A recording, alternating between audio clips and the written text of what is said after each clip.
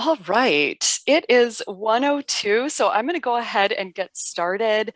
Of course, if we may have folks joining us late, or not late, just later.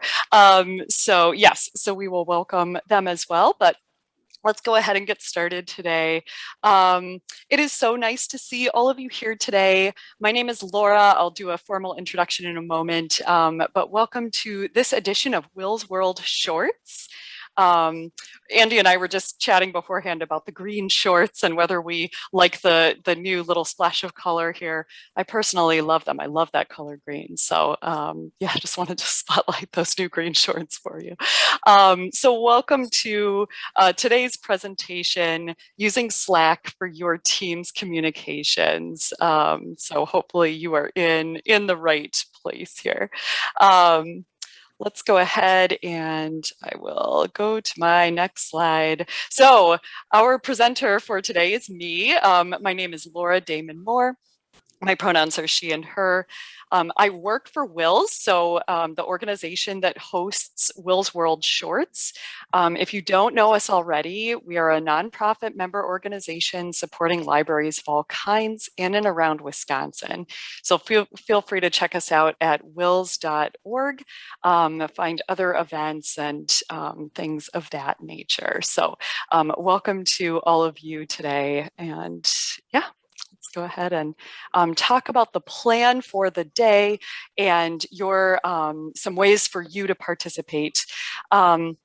So we are talking about Slack, but before we get into the nitty-gritty of using Slack for teams at libraries or different organizations, we want to talk a little bit about like internal work communication and a framework for internal work communication. So that sounds fancy, but it's really pretty straightforward. We all sort of have an internal work communication framework, whether that's what we call it or not. So we'll talk a little bit about that. And then we'll talk about what's Slack as a tool and a platform. WiLS uses Slack a lot for a lot of different kinds of workplace communication. So we're going to talk about how we use it at our organization as an all-remote workplace, especially. And then we'll go into some different applications for library teams or different kinds of organizations. So might not be at a library, but an archive, a university, a library system office, something like that. And just as a side note here, the reason why I wanted to talk about Slack in sort of a library context is that I was one of those folks who made a pandemic job shift out of public libraries and into a different kind of work context. But I really, after using Slack for a while, I personally felt like at a lot of different organizations and at a lot of different libraries, and platform like Slack can be a really useful tool for managing some workplace communications. So that's kind of where I'm coming from in terms of why I'm talking about Slack in a library context today. And as with any tool, there are some considerations that you're going to want to think about in advance and along the way after, after you've piloted or implemented a tool. And we will talk a little bit about implementing Slack and just some things, sort of touch points along the way for you to check in and make sure that the tool is still working or how it can work better for you too. At the end, we should have some time for Q&A unless things really get off track. But you are also welcome to ask questions throughout. So my wonderful colleague, Andy, will be keeping an eye on the chat for us. So if you have any questions or comments, feel free to post those in the chat. There may be times when I, sort of throw a question out to the group. So yeah, feel free to use chat in that way or to raise your hand using Zoom if you do have a question. Be happy to take those along the way, or you can save them for the end. So along those lines, as far as just some guidelines for participating today, again, feel free to ask questions or post comments in the chat. There will be 2 polls, so you can keep an eye out for those, just a little bit of an interactive component there. So we'll be doing one in just a moment, just to get a sense of who's on the call today. If you wouldn't mind muting yourself to reduce background noise, that would be very helpful, mostly as a way to keep me from being too distracted and help me stay on task. That said, though, kids and pets are welcome if you happen to be on camera. You know, we certainly encourage kids, pets, if you're at home at the moment or somewhere where you've got other folks around you. This is pretty informal, so so no worries there. All right, I think really quickly we have our first poll for the day, so I'm just going to pause and see. Okay, so thank you, Andy. So you should see a poll pop up here, and we'll just get a sense of where people are coming from today. So we've got a couple folks from academic libraries, looks like public libraries or public library systems. Feel free to post in the chat if you want to share share where you're coming from today, just so we have a sense. Okay. All right, we'll give 30 seconds here. All right. Okay, and I'll go ahead and we might be waiting on one more person, but just a couple more seconds to see.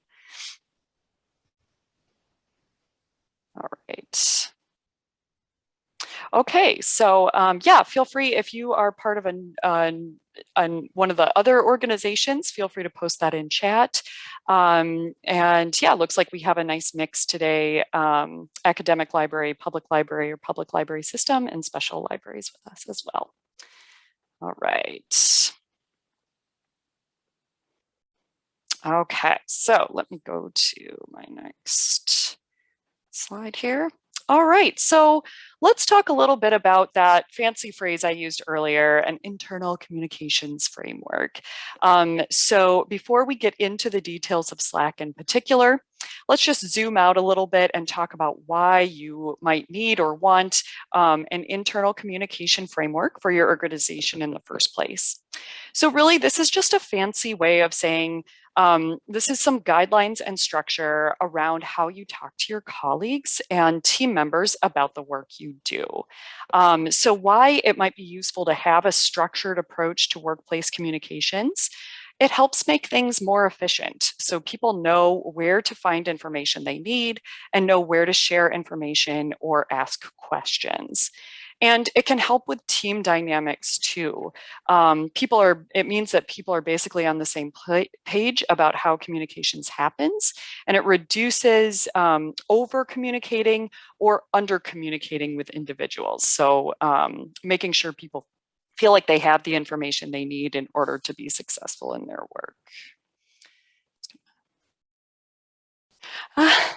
Hi, Diane. I just saw a chat and wanted to, hi, Diane. It's so good to see you today.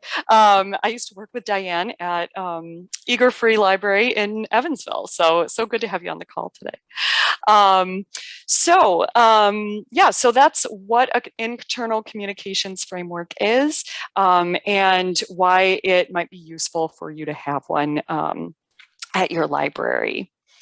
So regardless of what kind of organization you are, so we heard from folks that you're at public libraries, academic libraries, a special library, other kinds of organizations. So everyone communicates at work in all kinds of ways and to various ends. So you talk about project work. That might be project planning and project updates. You also do different kinds of teamwork. So sharing updates or information with other people on your team.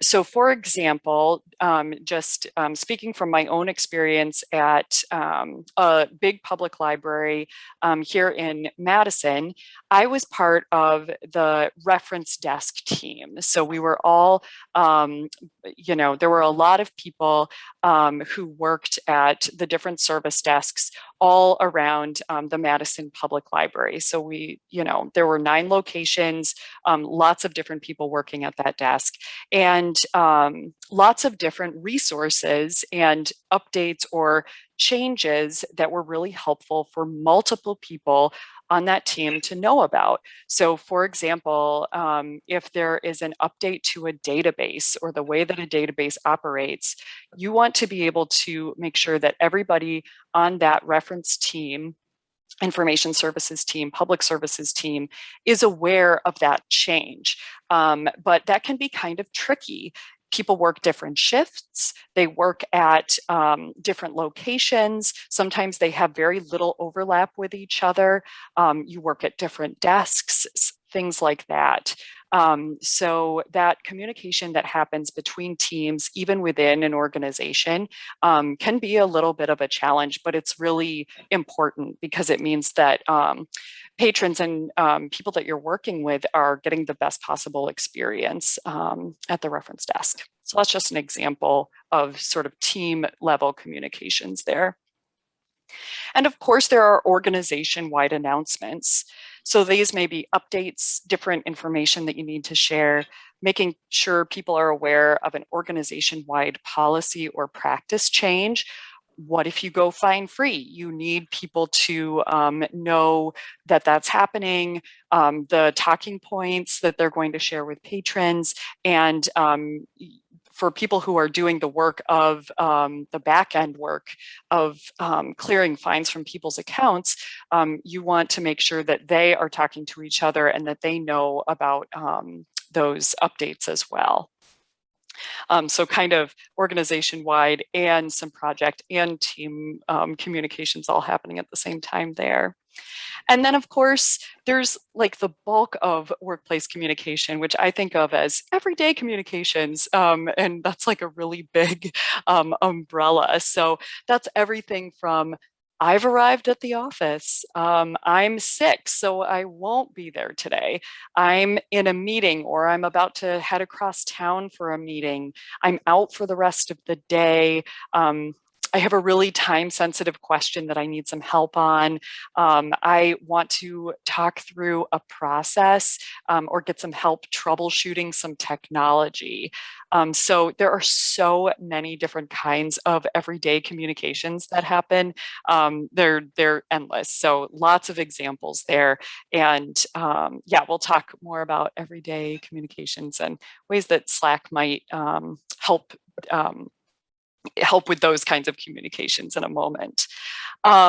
If you have, so these are kind of the big like 4 categories that I organized workplace communications into. If you have other thoughts or ideas about other kinds of communications that happen, feel free to post those in the chat. We'll call them out, and yeah, it might be interesting to see whether there's an application there for Slack. One that popped into my mind was crisis, so things that were like extremely timely or really vital to communicate. You're probably not going to want to Slack everybody that there's a fire alarm going, right? So that there's kind of communication systems in place to let us know that there's a fire drill happening or something along those lines. So yeah, it was interesting to think about that. So yeah, if you have other categories, feel free to post those in chat, as I said. All right, so alrighty, so I'm just going to pause on this slide for a little bit here. So you probably already have some systems or channels. They might be formal or informal in place that address most, if not all, of those different kinds of workplace communications. So some ways of communicating may work better than others. So you may have a really established way, for example, of taking sick calls or sending organization-wide updates that really works well for you and for your staff or for other people at your organization. But the team or project work communications, maybe at that level, things feel a little haphazard, a little piecemeal. Things may fall through the cracks from time to time. So there just may be areas for improvement and efficiency. And, you know, time, this is sort of a timely conversation because what many of us likely found during building closures, if we experienced those last year, and even now, as we're navigating maybe hybrid schedules or just less overlap with our colleagues because of social distancing, is that some of our former past ways of communicating need to be rebuilt or reworked. So what we're zeroing in on today is the use of a specific tool, Slack, in this case, to help with that rebuilding or reworking now and going forward. And I do want to say a tool is only as good as the intent and the application of it. So it's really important to understand why you need it and where it might help you first before just sort of everybody diving in and just playing around with it. So that's why we wanted to start with thinking about internal communications first and then get into the specifics of a particular tool. So that being said, with all of those caveats, let's talk more about Slack and some features that might help support better internal communications that fit with your organization and your workflow. So we have our second poll, and our question is about what kind of work model, whether you're doing all in person, all remote, or a hybrid work model, what sort of how people are working with your organization right now.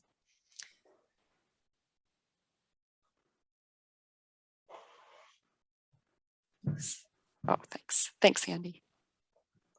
Okay. Right. And we'll give about between 30 and 45 seconds here.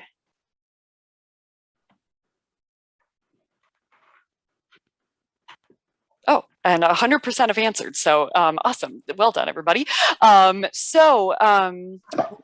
Here, going to end this and share the results so we can just see kind of where people are working right now.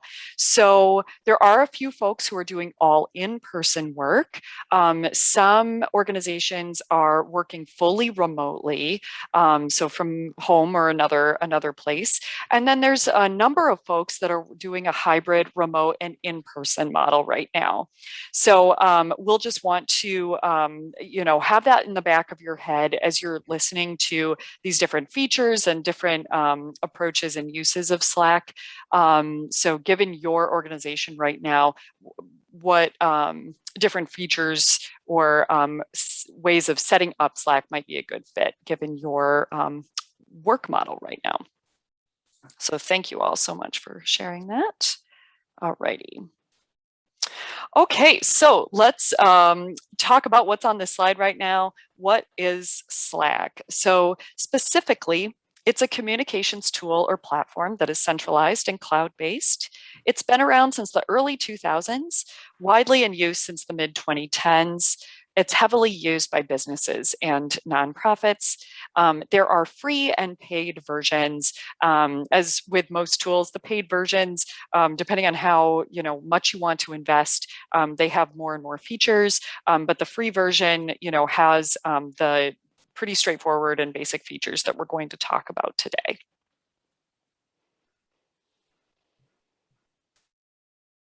All right. So for our purposes today, I'll be talking about using Slack in various ways to communicate about projects, team updates, organization-wide communications, and some everyday communications. I'm also going to talk about just given my experience, when not to use Slack, when another communications platform like email or a staff meeting, documents on hard drives or shared drives, things like that might be a little more appropriate. So yeah, because there's uses and there's times when maybe you don't necessarily want to use a tool. So let's talk a little bit about how Slack is set up. So this is just a screenshot from my workplace at WiLS. You can see that is the name of our workspace up there. So Slack is sort of gathered into workspaces. That's kind of the biggest group space. So for example, everyone at WiLS is part of our Slack workspace. So at a library, you might have everybody on staff be part of your library's workspace. Um, then sort of the next level down are channels, which you can see up here on the screen. Those are topic or project based. So some examples here are status messages, so updating people about where you are, what you're working on, that sort of thing. And project-based, I just put our consulting projects channel in there as an example. So I am part of one of our smaller teams at WiLS where we do a lot of different consulting work. So there's only 3 people who are part of that channel, and we just spend that time talking about very team or project-based communications. So I'll show a couple of examples from, I think, that particular channel actually. But other people in the WiLS workspace are not part of that channel. So we're not sort of cluttering up their channels list with our very team specific information and communications. So yeah, so that's just kind of our channels list. I wanted to give you a sense of how things are organized for our organization. And we'll get into some more detail in a bit, as I said. Then there are very sort of micro level communications that happen. These are direct messages, kind of like a text chain or chat directly with one person or a small group of people. So this might be people, people that are part of one of these larger team-based channels, but you only need to ask the question of like 2 people in that group. So we all have those cases when you just need to ask one person or 2 people something. Direct messages is a way that you can do that. Just target like 1 or 2 people. Right. Okay, so I'm going to talk a little bit about how WiLS uses it. So again, we have a fully virtual workplace. So that definitely affects lots of different ways about how we communicate. So we don't have office doors that people can knock on or desks that people can swing by. I think this was the case for many of us as as so many of us like went home to our home offices last year. I put that in quotes because not everybody, yeah, we were all sort of in makeshift home offices for a little while. So our organization uses a lot of different tools. So we use Zoom, we use Google Meet, phone calls. We still do a lot of phone calls and conference calls, and Slack to talk to each other and get work done. So in terms of what Slack use looks like for me on a daily basis, I open the Slack app as part of my get ready for the day routine. So I almost think of it as part of my commute, even though I work at home. I, open up my email, my calendar, my to-do list, and then I open the Slack app, which I have downloaded on my computer. You can also use it in the browser if you prefer. So what I'll do is I will bop into our status messages channel. We have a screenshot here. It just, has people saying meeting, morning as in good morning, and notifying people that they're in a meetings until 1 p.m, good morning, and that somebody's taken a long break and they'll be back in a couple of hours. So yeah, so that's kind of the spot where we update each other on that we're here in the office and that we're going into a meeting or otherwise occupied sort of throughout the day. People, I will say on an individual level, use this channel in a variety of ways. So not everybody updates like every time that they're going into a meeting. It really depends on your personal preferences and just like the routine and habit that you're sort of in. So yeah, sometimes I just forget to post what I'm doing, or I'll post it very late after the fact and say, I've been in meetings all day, I'm starting on XY project now. So so it's pretty informal. formal, but it is a way to just say hi to folks and let people know that you've arrived. Um, my settings are such that in Slack, I don't get notified about posts or messages before 7:30 a.m., which works for me. I'm an early worker, and after about 6 p.m. And that can change depending on my schedule that day too. So if I'm out of the office on vacation or taking a sick day, I will pause notifications so that I'm not getting messages from Slack. And that's like pretty straightforward and easy to do. So that really helps cut down on sort of getting slammed with a bunch of notifications. All right, so in terms of specific workplace communication categories that we talked about earlier, Wills definitely uses it, as I've sort of been getting into, for everyday communication, your highs and buys, when you're going into a meeting, when you're closing your door. So if somebody is needing time to work on, let's say, a virtual presentation about Slack, you might post in the status messages channel, hey, I'm closing the door for a little while. Feel free to email me if you need something because I'm still logged into email or whatever. So we'll just let people know how to get in touch with us if they need to. We have an all virtual office, as I mentioned. So this is where we generally post whether we're going to be out sick, or sometimes we'll say, if we think of it, we might say, I'm on vacation today, but, have a good day, everybody, or what have you. And in terms of other everyday communications, Slack is a really useful way of just like asking short questions of people. So it's the quick desk check-in questions. So the equivalent of knocking on somebody's office door or swinging by their desk, things that aren't long enough or complicated enough for an email. And then we definitely have a lot of channels that are off topic, sidebar or hallway water cooler chats, that sort of thing. I'll talk more about those in a little while. And also just talking through different processes. So saying, hey, does anyone know where the draft agendas are for this meeting? Or what's our process around filling out our PTO spreadsheets and things like that. And you can get help in different ways through Slack if you want. All right. Okay, so as I mentioned earlier, another way that we use it is for those team and or project updates.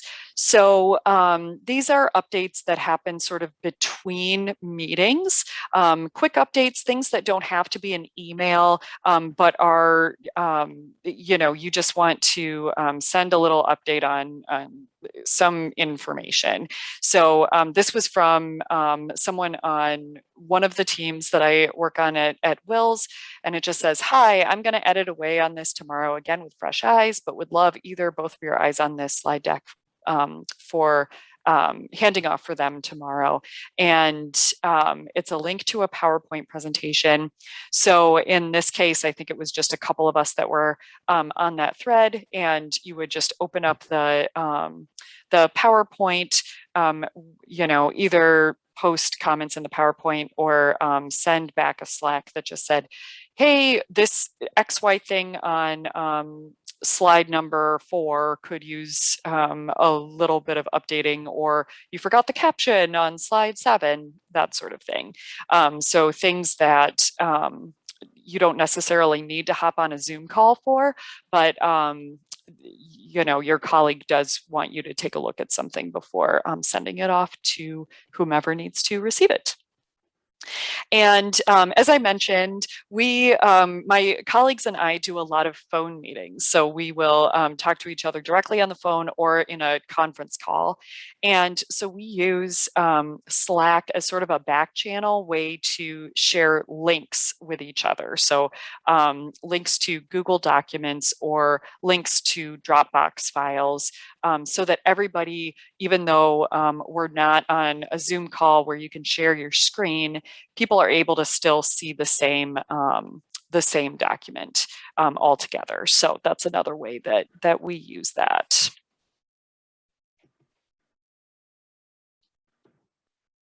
All right. And then some organization-wide information also gets shared through Slack. So these are updates, including the one that you see here on the slide. It says, we want to share the list of digital readiness fairs registrations with you all, since there are people from many different libraries around the state. Knowing that folks you may know are attending fairs might be of interest to you. And then a link to a spreadsheet with people who have registered for these various events. So we also share like things to post out to our professional network. So, hey, the sign up link to WiLSWorld Shorts is available. Feel free to share out widely with your networks and things.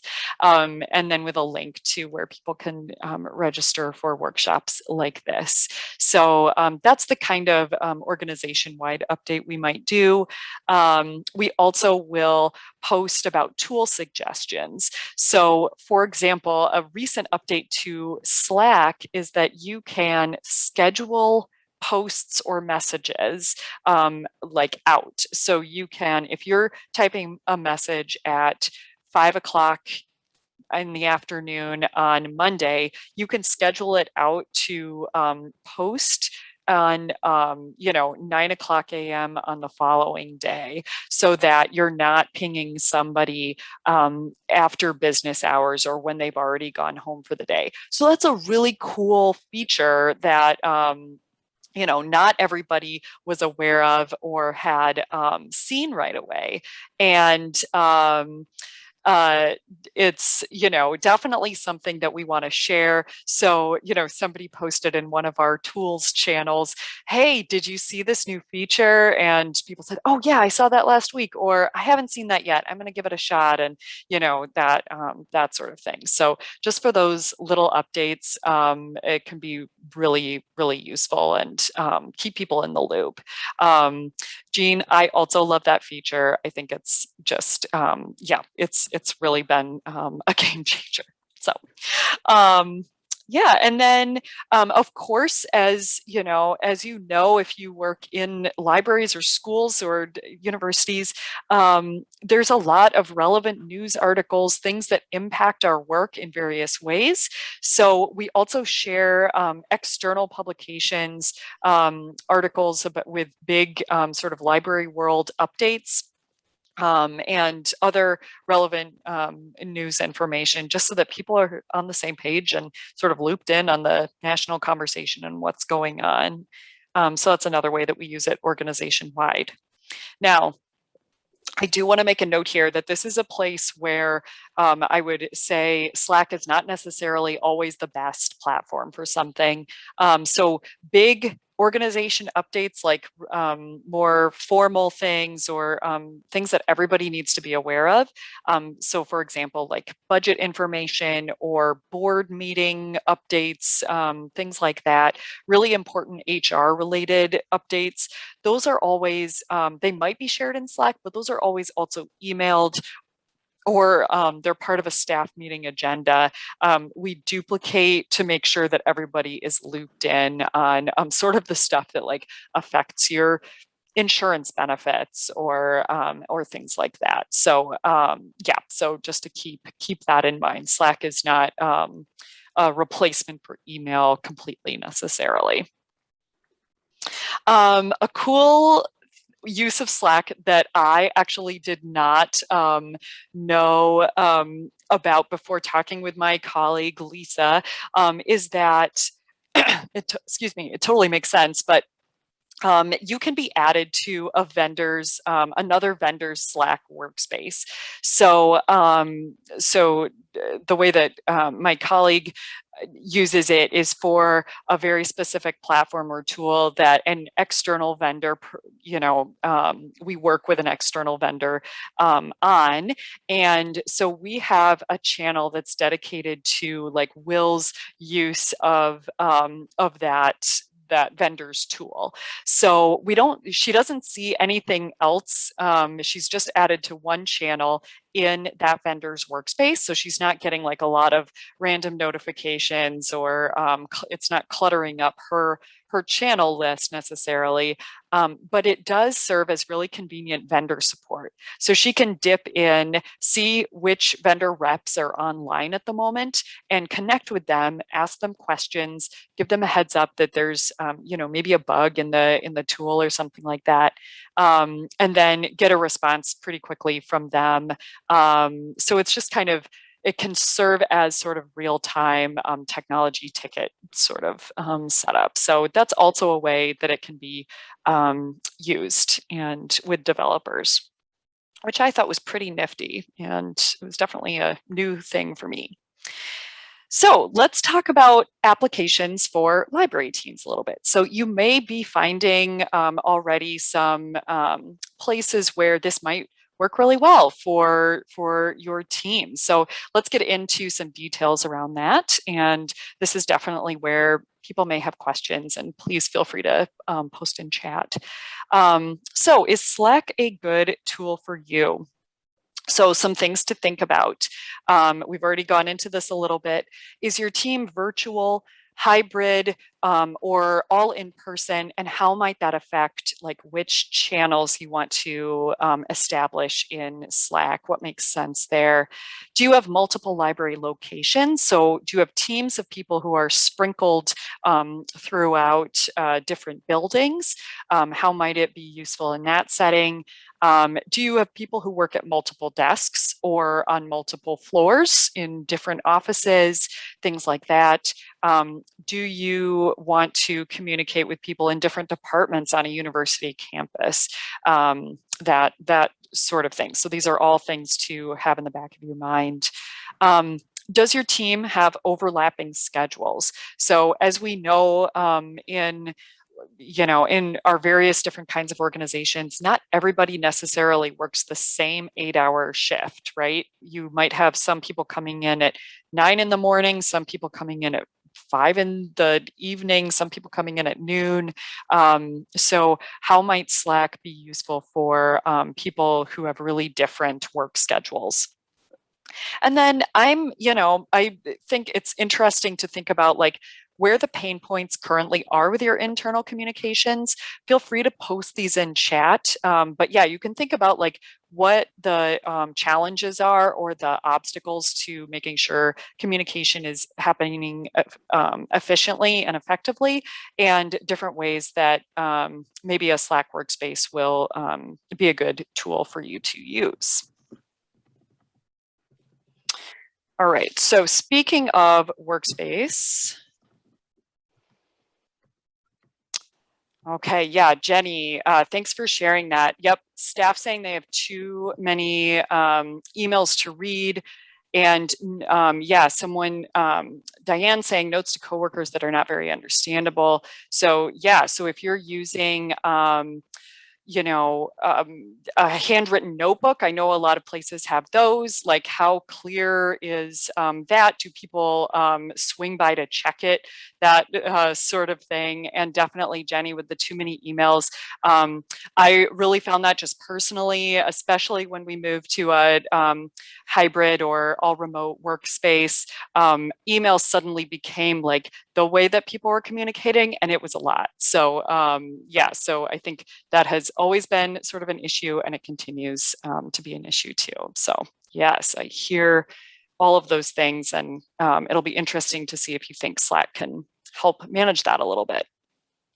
So let's just return to a reminder about how Slack is set up. We've got the workspace, which is your big group. So everybody in your organization can be added to a workspace. You've got your channels, which can be fewer people. It might be everybody, again, like the status messages channel, could be everyone in the organization, or it could be topic or project or team based. And then you've got those little micro communications happening just between one person or a small group of people. All right, so just wanted to do a quick refresher there. All right, so okay, so places that have maybe multiple locations or overlapping schedules. A status messages channel might be really helpful as a place to start. So this is useful if you need to let people know when you're available. So when you've arrived in the office, and when you're done for the day. And then when you are in deep work mode, and please don't bother you unless it's a critical question. So the example that I go to for this is that I used to work in an open office with like lots of desks. And so it was really hard to know when people were like deep into a project of some kind, and that they weren't sort of available for people to swing by and have chats and just chit chat, that sort of thing. So yeah, so Slack can be useful if just by saying, hey, like I really need some space to just work on stuff at my desk today, and I'll be around after 2 or something like that. So just keeping that sort of communication going so that you're not saying, you know just leave me alone, please. That sort of thing. Although that's good. It's yeah, sometimes you just need to do that. So yeah, so that is for multiple locations and just a little bit about status messages, how you might use that kind of channel. Um, short check-in questions. So this is for when leaning into somebody's office or stopping by someone's desk isn't possible. So let's say you have a colleague who's working at home for the day in a hybrid model, and maybe somebody who's in the library but they're out on an outreach visit or something like that. So you can use Slack as a way to reach out to those folks, and when they have a chance, they can respond without having to write an email. So maybe reducing a little bit of that inbox overload, and just making sure that the really, sort of longer form or really critical things are making it into people's email inboxes. And of course, we all know like the challenges with email. You CC somebody, but they get stripped off of the copy, and so they don't see that it's already been responded to, and so then there's duplication happening. And Slack might be able to help a little bit with some of these short check-in questions. Um, so as I said earlier, when we shifted to being all remote during after March of 2020 for a little while, my work phone went away. So people couldn't call my desk phone or leave a voicemail, anything like that. And I really didn't want my cell phone to be widely in use for work communications, because I needed some kind of boundary there. So that meant that everything ended up getting sent to our emails or set up as scheduled Zoom meetings, which just got really unwieldy and difficult to manage and make sure that you were prioritizing everything. So yeah, so again, Slack may be able to help with that kind of communication. So just some examples here. Do you want me to send that email to that group of people, letting somebody know that like something like brochures are ready to be picked up or distributed, something like that. A heads up to somebody that I'm not going to be able to make the staff meeting next week. I want to make sure that I'm giving you what you need to be ready for that, or that I know on the after the fact what I'm supposed to do if I have tasks to complete or that sort of thing. So yeah, so that's just a couple of examples of those short sort of short check-ins there. Okay, and then another way that it might be useful is for project updates or general questions that multiple people can answer. So these are sort of things that show up in channels that are project or team oriented. So for example, I just pulled some from our workspace, our How We Work channel. Does anyone have a good recommendation for a good shared checklist tool? So yeah, just a post there. People can link to suggestions really easily. And if you have follow-up questions, you can do so offline or in a direct message. Our consulting projects example again. So I finished up the slides. Let me know if you have edits by Thursday, that sort of thing. You can also have channels that are about one-off or one-time events or activities. So for example, with an annual meeting, please share the registration link with your networks. This is also going out in our newsletter and on social. So that's just a quick, please share. And then also just so you know, we're also posting about this in our newsletter and on social media. So a lot of information, not a lot of input or work on either end. People know what they're supposed to do and they feel looped in.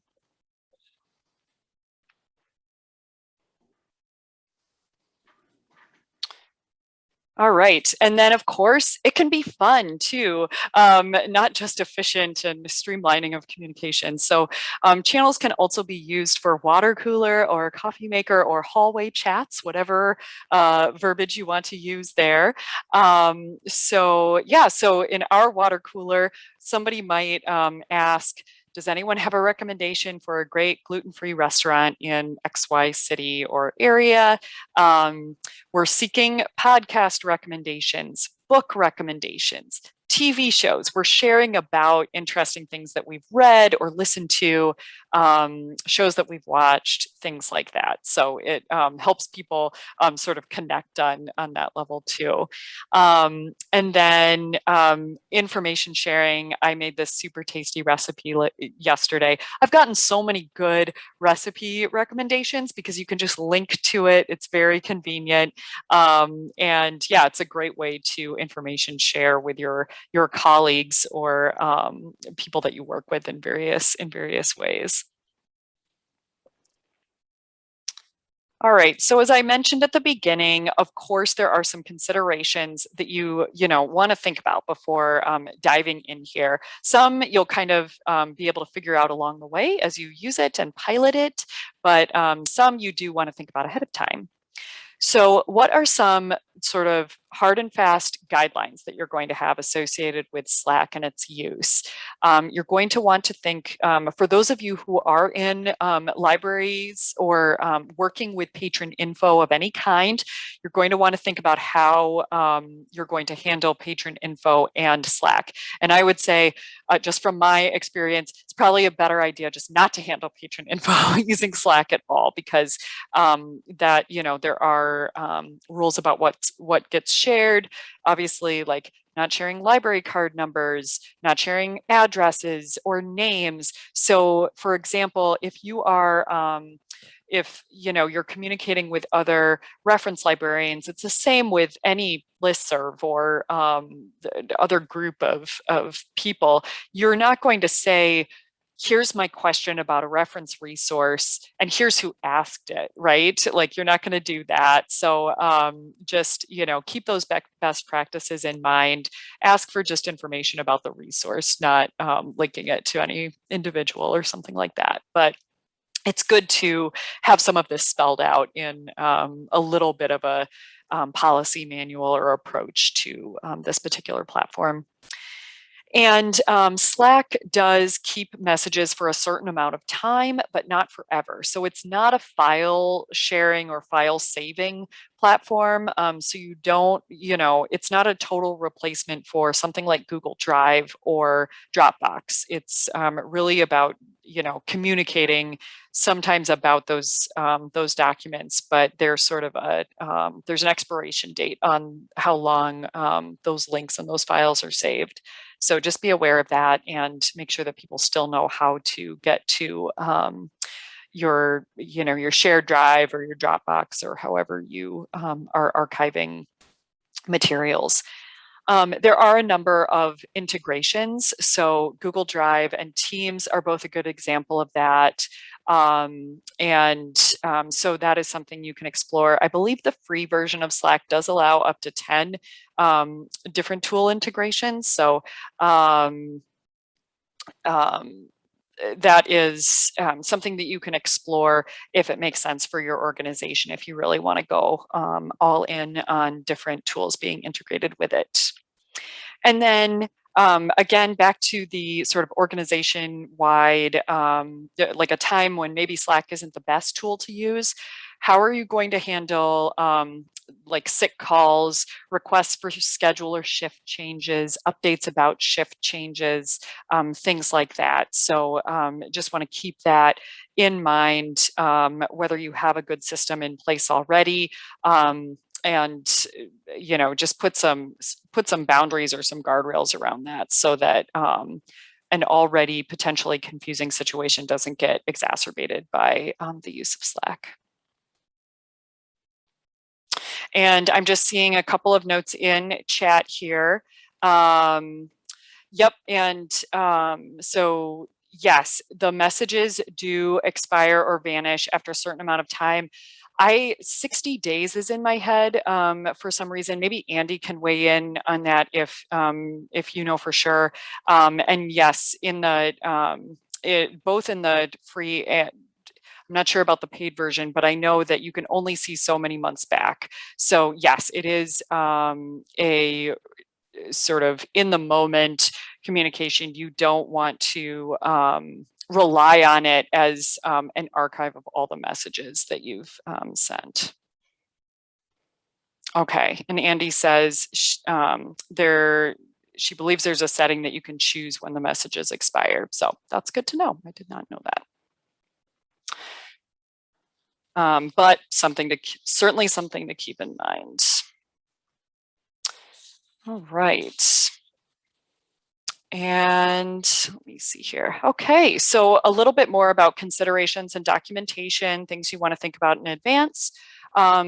Some practices, not necessarily guidelines or policies, but just practices. Some of these, again, will be figured out after you've used it maybe for a little while. Some of it you might want to think about a little bit ahead of time.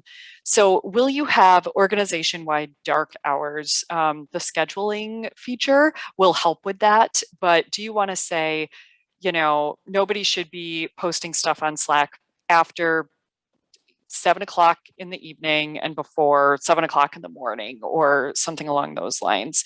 Hopefully people can make adjustments to their personalized notification settings, but just as a best practice, sort of work-life balance, you might want to make it a practice not to post at 11 o'clock at night, for example. You want to make sure that you're being reasonable about what you're expecting of people, or at least like think about it a little bit. So will you ask that everybody in your organization is on Slack and is using it actively? Will you have some flexibility there? Just taking into consideration that not everybody is immediately comfortable with all technologies or platforms, and that people might also have different comfort levels with saying exactly what their status is. Like, maybe I don't want to say, when I'm taking a break for lunch, or things like that. So just something to have on your radar and be thinking about. Everybody is different. So yeah, just things to think about. And then, all of these things are things to revisit after Slack has been used, and you can refine or clarify specific issues as those are coming to the fore. So some you're just not going to discover right away. Some you can get a little bit out in front of, but yeah, you don't always know it until you try it. So definitely check back in and refine practices as you need to. Just a couple of things that have come up for our organization is clarifying when it's a Slack and when it's an email.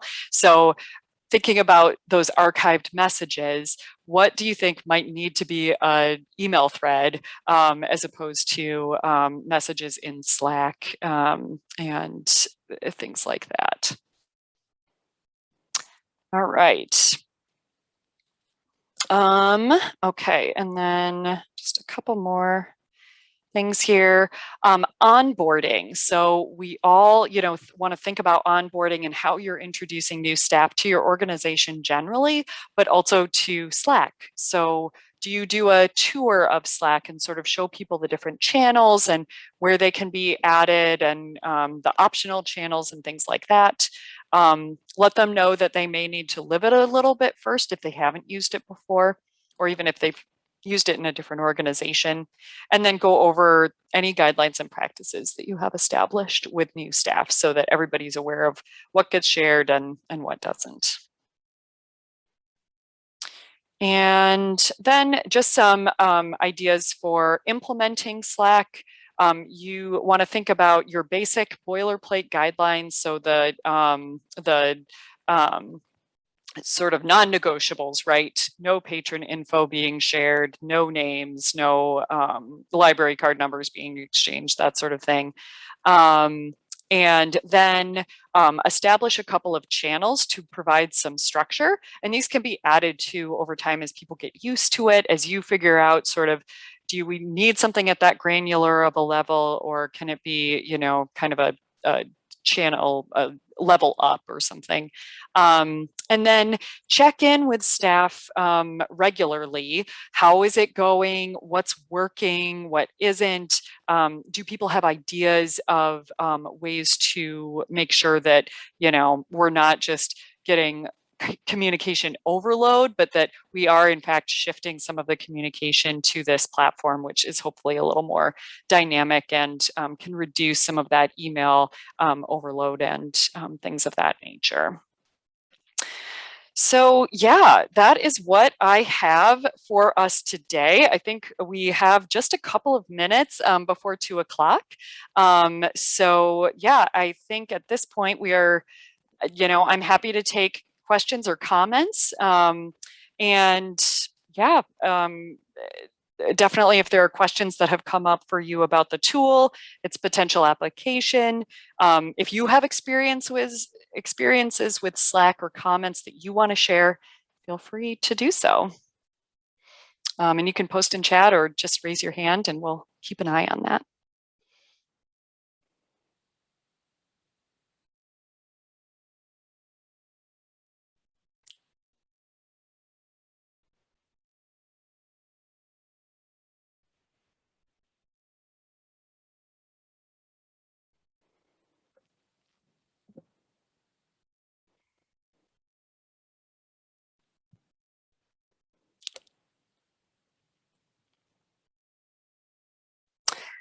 Yeah, good question, Sue. You know, I do not offhand know of smaller libraries that are using it currently. I don't know if anybody else does. You know, feel free to chime in if you do. The way that I would see this working pretty well in a small library is with people that are not working identical shifts. So sharing updates or project updates, you know, things that need to be worked on and things like that, sort of from shift to shift. So if you have people who are just coming in for like 4-hour shifts or something like that, they have sort of a centralized place to look and see updates from the day and that sort of thing. So.